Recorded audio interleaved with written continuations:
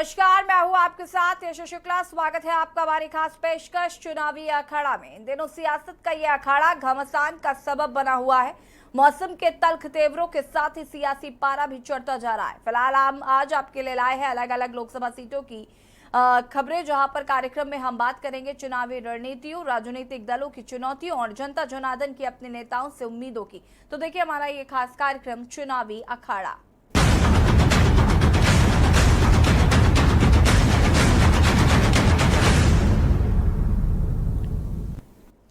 पंजाब में 7वीं यानी आखिरी चरण में 1 जून को मतदान होगा। प्रदेश में किसान आंदोलन का ताप चरम पर है, जिससे हर राजनीतिक दल को झुलसाया है। किसान आंदोलन के चक्रव्यूह को भेदने वाले ही सत्ता की सीढ़ी के आखिरी पायदान तक पहुंचेंगे। पेश है पंजाब के रण के कुछ हॉट सीटों पर ये रिपोर्ट।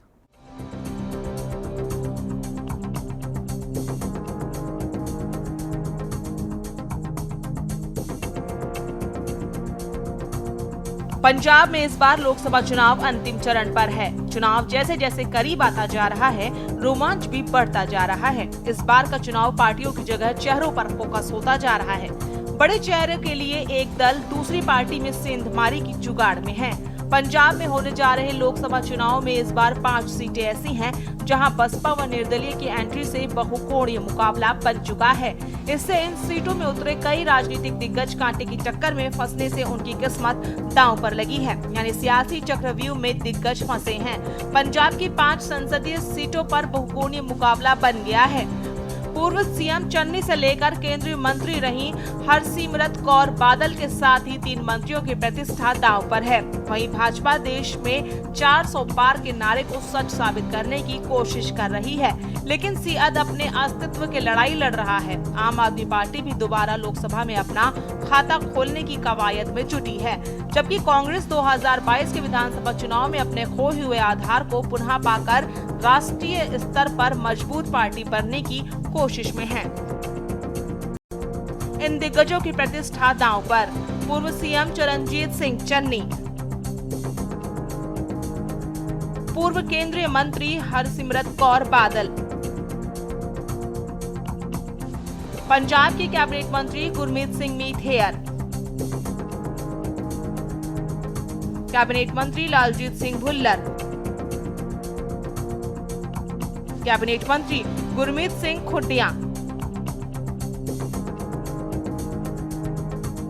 पूर्व मंत्री विजयेंद्र सिंगला,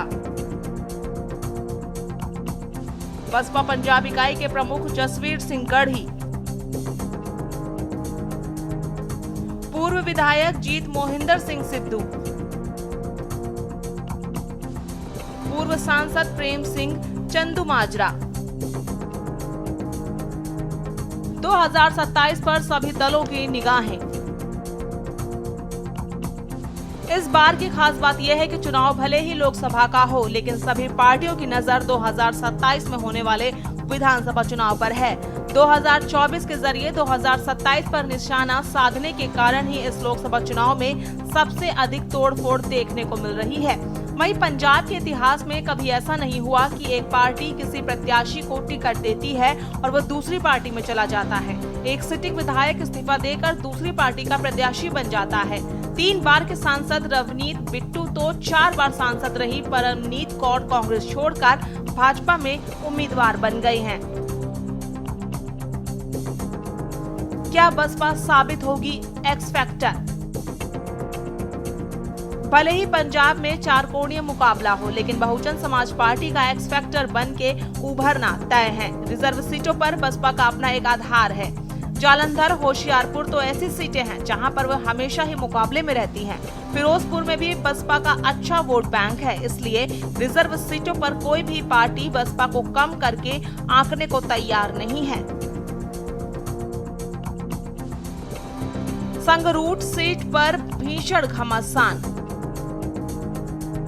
आपको बता दें कि पंचकोणीय मुकाबले वाली सीटों में सीएम भगवंत मान का अपना हलका संगरूर, जालंधर पंथक माने जाने वाली खडूर साहिब की सीट के अलावा आनंदपुर साहिब व बठिंडा जैसी हॉट सीटें शामिल हैं। चलिए सबसे पहले संगरूर सीट की बात करें तो यहाँ के सत्तारूढ़ आप पार्टी ने अपने ही कैबिनेट मंत्री गुरमीत सिंह मीत हेयर को मैदान में उतारा है।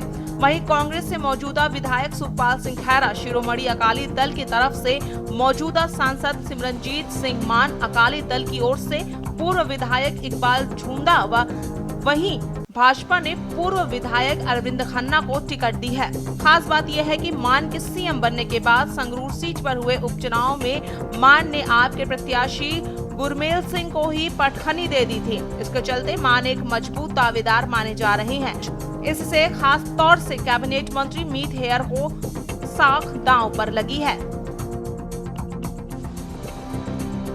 खडूर साहिब, कट्टरपंथी बिगाड़ सकते हैं गणित। बता दें कि खडूर साहिब जैसी पंथक सीट पर आजाद तौर पर अमृतपाल सिंह की एंट्री ने यहां से मुकाबले को काफी रोचक बना दिया है। अमृतपाल सिंह को मान दल ने भी समर्थन दे दिया है। वहीं यहां के आप के मंत्री लालजीत सिंह भुल्लर, कांग्रेस के पूर्व विधायक कुलबीर सिंह जीरा, अकाली दल के विरसा सिंह वल्टोहा और भाजपा की ओर से मनजीत सिंह मन्ना मैदान में हैं। NSA के तहत असम की डिब्रूगढ़ जेल में बंद वारिस पंजाब दे संगठन के प्रमुख अमृतपाल सिंह के साथ इलाके के लोगों की सहानुभूति है, जिससे उसे आने वाले चुनाव में फायदा मिल सकता है। जालंधर रिजर्व सीट पर कांटे की टक्कर। बात जालंधर हलके से, जहां कांग्रेस से पूर्व सीएम चरणजीत सिंह चन्नी, अकाली दल की ओर से पूर्व सांसद मोहिंदर सिंह केपी, भाजपा से मौजूदा सांसद सुशील कुमार रिंकू, आप से पवन कुमार टीनू, बलविंदर कुमार के बीच चुनावी घमासान छिड़ चुका है। बता दें कि जालंधर रिजर्व सीट से है और यहां SC वोट काफी है। इसका बसपा के उम्मीदवार को फायदा मिल सकता है। इसके चलते यहां कांटे की पंचकोणीय मुकाबला बन चुका है। आनंदपुर साहिब, बसपा ने बदल दिए समीकरण। जी हां, आनंदपुर साहिब सीट पर भी कम रोचक मुकाबला नहीं है। आनंदपुर साहिब सीट की बात करें तो यहां से बसपा की पंजाब इकाई के प्रमुख जसवीर सिंह गढ़ी मैदान में उतरे हैं। भाजपा से डॉक्टर सुभाष शर्मा, आपके मलविंदर सिंह कंग, अकाली दल से पूर्व सांसद प्रेम सिंह चंदू माजरा ताल ठोक रहे हैं। पंजाब की राजनीति में गढ़ी एक बड़ा चेहरा सामने आता है। उनकी एंट्री में आनंदपुर साहिब सीट से मुकाबला काफी कड़ा हो गया है। बठिंडा हॉट सीट की जंग रोचक।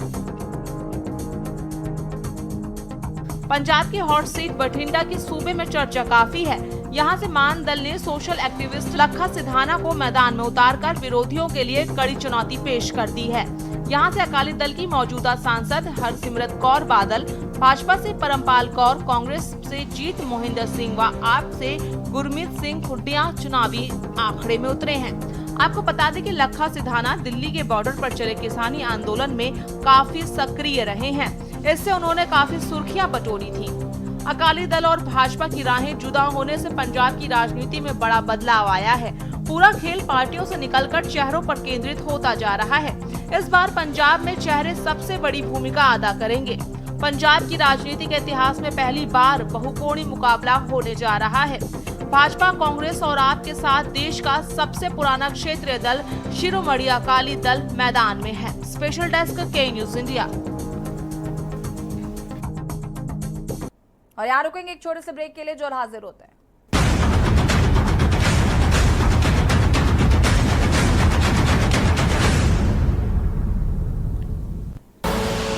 आप देख रहे हैं के न्यूज, खबरों का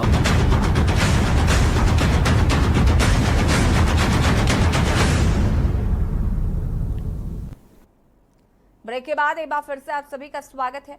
लोकसभा चुनाव के घमासान के बीच दिग्गज नेताओं की जुमारी जंग जारी है। पीएम मोदी और कांग्रेस अध्यक्ष ने अपने अपने गुट के पक्ष में माहौल बना रहे हैं। मल्लिकार्जुन खड़गे बीजेपी और मोदी पर लगातार हमला बोल रहे हैं, तो वहीं मोदी के निशाने पर इंडिया गठबंधन है। दोनों नेताओं के दावे और वादों पर ये रिपोर्ट देखिए। पीएम नरेंद्र मोदी इन दिनों ताबड़तोड़ रैलियां कर रहे हैं। पीएम मोदी ने आजमगढ़, भदोही और जौनपुर में जनसभाएं की। इस दौरान उन्होंने पूर्वांचल के वोटरों में जोश भरने का काम किया। उन्होंने पार्टी प्रत्याशियों के समर्थन में मतदाताओं से वोट की अपील की। कहा, अगले 5 वर्षों में और क्या होगा उसकी गारंटी देने आया हूं। पीएम मोदी ने कहा कि मेरे मन में एक ही भाव है कि गरीब का चूल्हा जलते रहना चाहिए, बच्चा भूखा नहीं रहना चाहिए। पीएम मोदी ने कहा कि मैं गारंटी देता हूं कि आने वाले 5 साल भी ये मुफ्त राशन मिलता रहेगा। यूपी में 2.5 करोड़ से ज्यादा किसानों को किसान सम्मान निधि के 70,000 करोड़ रुपए मिल चुके हैं। मैं काम गिनाने नहीं आया हूं, अगले 5 वर्षों में और क्या होगा उसको मैं आपको गारंटी देने आया हूं। आप याद करिए, 10 साल पहले देश में एक सामान्य व्यक्ति की सुरक्षा भगवान भरोसे होती थी। कभी बम धमाके, कभी आतंक, कभी स्लीपर सेल, कभी दंगे, और आजमगढ़ की तो पहचान ही बदल दी गई थी। न जाने किस किस नाम से आजमगढ़ को बुलाया जाता था, कितना बदनाम करके छोड़ा था। देश में कहीं भी धमाके होते थे तो सबसे पहले लोगों का ध्यान आजमगढ़ की तरफ जाता था, लोग आजमगढ़ की चर्चा करते थे। और तब यहां समाजवादी पार्टी की सरकार आजमगढ़ की प्रतिष्ठा के लिए न कुछ सोचती थी न कुछ करती थी। पीएम मोदी ने कहा कि गरीब का बेटा जब प्रधान सेवक बना तो सभी के लिए योजना चलाई। मेरे लिए सबसे बड़ा काम है गरीब को गरीबी से बाहर निकालना। लेकिन गरीब माँ का बेटा हूँ ना, मैंने 4 करोड़ गरीब परिवारों के लिए घर बनाए। पीएम मोदी ने कहा कि सच में कहता हूँ, जब रात को बिस्तर पर जाता हूँ ना तो मुझे आप लोगों के चेहरे याद आते हैं जो दिन भर मैंने देखा है। वे रात में एक के बाद एक घटना मेरे सामने दिखाई देती है और कितना प्यार, कितना आशीर्वाद है। सभी बच्चे, बूढ़े, माताएं, बहनें, भाइयों और ईश्वर की कृपा के बिना संभव नहीं। माँ विंध्यवासिनी की कृपा के बिना कैसे हो सकता है। भाई और बहनों, ये चुनाव देश के प्रधानमंत्री चुनने का अवसर है।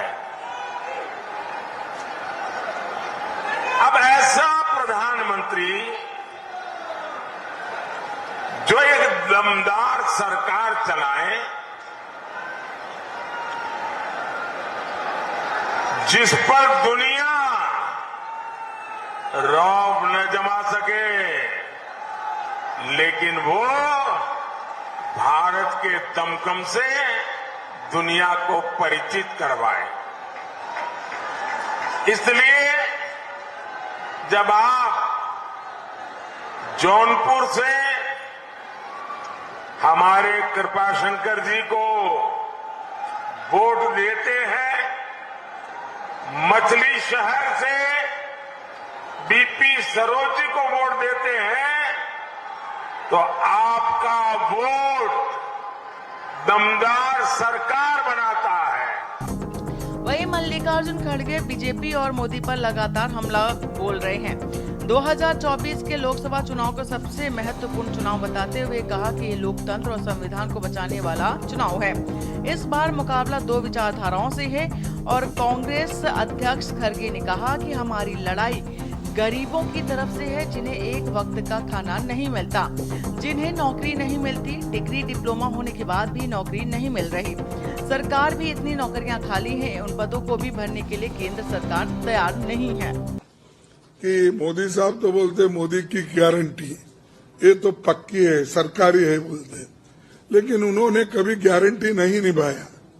15 लाख की गारंटी उन्होंने निभाई, 2 करोड़ नौकरियां सालाना देने का उन्होंने निभाया, किसानों की आमदनी डबल करने का उन्होंने निभाया, और उसी तरह जो उन्होंने कहा वो एक भी नहीं करे। फिर अब गारंटी बोल रहे हैं। अरे तुम्हारी गारंटी देश के लिए कुछ भी नहीं है। देश पूरा तुम्हारी गारंटी मीन्स पेट्रोल ज्यादा करना, भाव डीजल ज्यादा करना, एलजीपी करना, उसके बाद गैस का प्राइस बढ़ाना, फर्टिलाइजर प्राइस बढ़ाना, और उसके बाद औषधों का जो दाम है वो बढ़ाना। ये सारी चीजें आप क्या ट्रैक्टर के ऊपर जीएसटी डालना, ट्रैक्टर के टायर के ऊपर जीएसटी डालना, ये सब तुम्हारे काम है। कांग्रेस अध्यक्ष मल्लिकार्जुन खड़गे ने लोकसभा चुनाव में इंडिया गठबंधन की बढ़त का दावा करते हुए कहा कि हमारे पास रिपोर्ट्स है कि गठबंधन आगे है और बीजेपी पीछे चल रही है। 400 पार का नारा झूठा है। बीजेपी को 200 सीटों से ज्यादा नहीं मिलेगी और ना ही बीजेपी की सरकार बनेगी। पीएम मोदी पर निशाना साधते हुए कहा कि बीजेपी के नेता संविधान बदलने की बात करते हैं लेकिन मोदी चुप बैठते हैं। ऐसे लोगों को पार्टी से निकालते क्यों नहीं है? खड़गे ने कहा कि मोदी अपने भाषण में मटन, चिकन, मंगलसूत्र ही बोलते रहते हैं। अगर वोट लेना ही है तो काम पर वोट लो। खड़गे ने आगे कहा कि इंडिया गठबंधन बेरोजगार और महंगाई के खिलाफ लड़ रहा है। लोकतंत्र को बचाने के लिए हम सबको काम करना चाहिए, नहीं तो हम गुलामी में चले जाएंगे। वोट का अधिकार सबको है और लोकतंत्र ही नहीं रहेगा तो और तानाशाही होगी तो आप कैसे वोट डालेंगे? स्पेशल डेस्क के न्यूज इंडिया। लोकसभा चुनाव के 3 चरण बाकी है। ऐसे में उत्तर प्रदेश का सियासी पारा अचानक गर्म हो गया है। इसका कारण है 2 बाहुबलियों का बदला हुआ मूड और मिजाज। दरअसल यूपी के पूर्वांचल में मतदान से पहले नया समीकरण बनता दिख रहा है और इस नए समीकरण में 2 बाहुबली आमने सामने आ गए हैं। देखिए रिपोर्ट। पूर्वांचल में बदल गए समीकरण। पूर्वांचल के बाहुबलियों के अपने अपने स्टैंड। पूर्व सांसद धनंजय सिंह का बीजेपी को समर्थन। राजा भैया ने बीजेपी से दूरी के दिए संकेत। दोनों बाहुबलियों की प्रतापगढ़, कौशाम्बी और जौनपुर में अच्छी पकड़। धनंजय का ऐलान, बीजेपी की राह आसान। राजा भैया का इंकार, क्या होगी नैया पार? प्रदेश में एक अच्छी सरकार चल रही है। आप लोग भारतीय जनता पार्टी को वोट करें, समर्थन करें। सबसे राय लेने के बाद अब ये निर्णय लिया गया कि इस चुनाव में जनसत्ता दल की तरफ से कोई किसी के समर्थन का निर्णय नहीं लिया गया है। जब चौथे चरण के पूरे होने के बाद 5वें चरण का घमासान तेज है और अब सभी की निगाहें 5वें चरण के मतदान पर टिकी हुई हैं। ऐसे में पूर्वांचल के 2 बाहुबलियों के रुख से यूपी में सियासी पारा हाई हो गया है। बता दें कि इस बीच कुंडा विधायक राजा भैया के समर्थकों के साथ बैठक के बाद अब एक बार फिर कयासों का दौर शुरू हो गया है। यूपी में लोकसभा चुनाव के बीच कुंडा विधायक राजा भैया का रोल अहम होता जा रहा है। राजा भैया के एक फैसले से यूपी की सियासत में खलबली मच गई है। दरअसल राजा भैया ने किसी भी दल को प्रत्यक्ष तौर पर समर्थन देने से इनकार कर दिया है। वहीं धनंजय सिंह भी अहम रोल निभाते हुए नजर आ रहे हैं। पूर्वांचल में धनंजय सिंह अहम क्यों? ठाकुर मतदाताओं में धनंजय सिंह की अच्छी पकड़। पूर्वांचल की 12 सीटों पर धनंजय की पकड़ मजबूत। जौनपुर, मछली शहर, घोसी, बलिया, गाजीपुर खास, चंदौली, आजमगढ़, लालगंज, वाराणसी, मिर्जापुर अहम।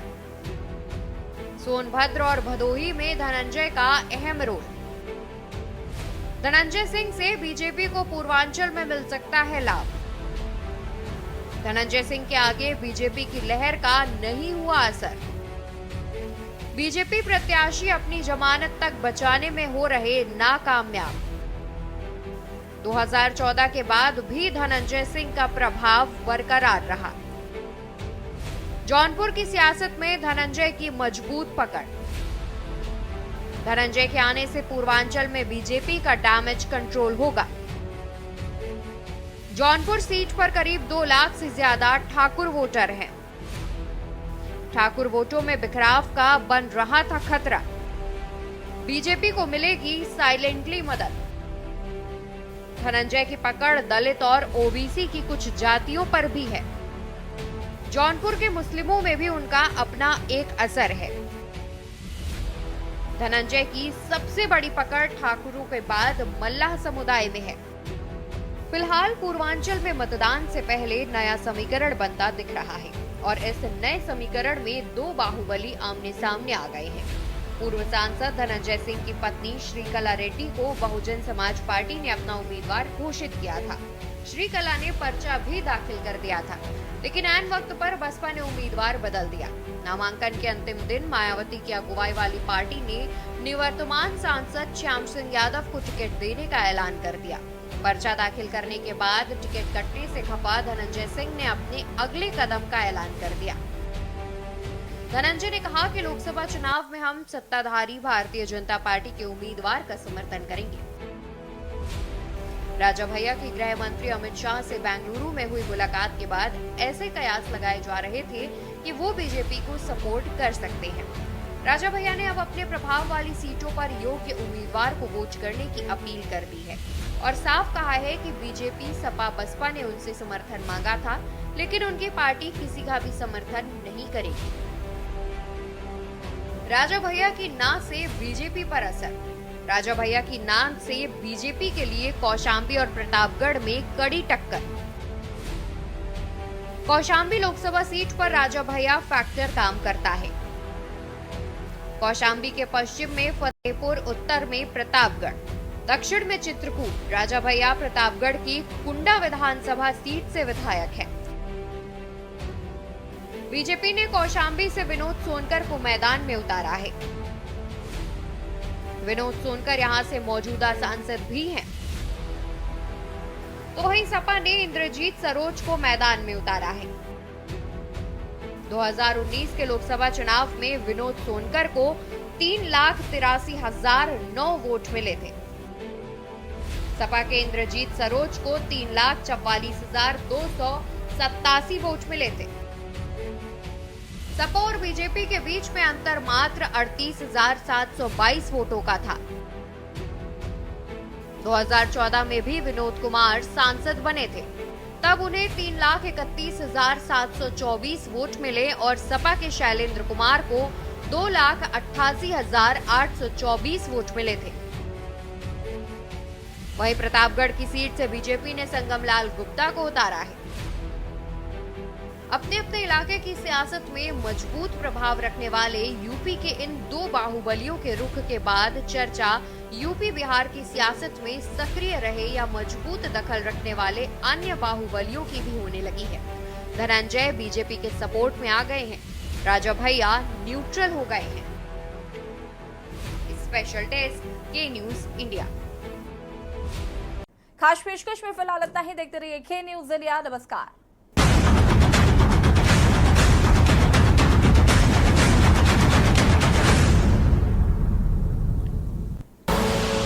आप देख रहे हैं के न्यूज।